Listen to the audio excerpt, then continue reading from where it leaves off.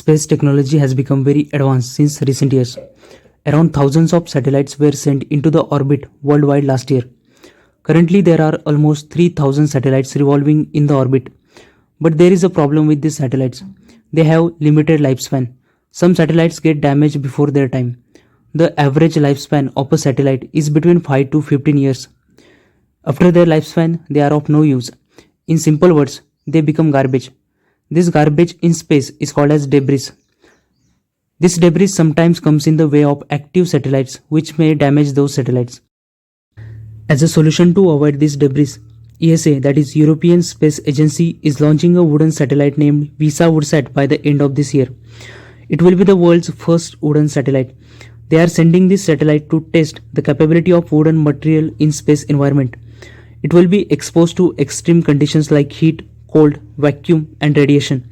ESA will be sending this satellite from Mahia Peninsula Launch Complex, which is in New Zealand. How is this satellite designed?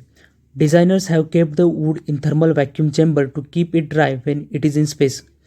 They also added thin oxide layer to protect it from erosive effects from atomic oxygen.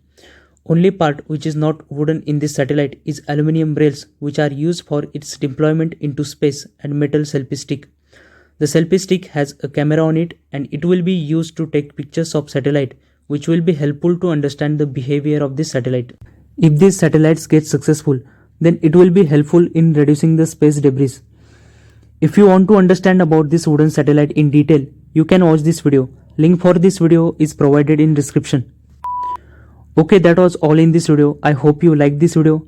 I will be bringing more such videos, so make sure to subscribe.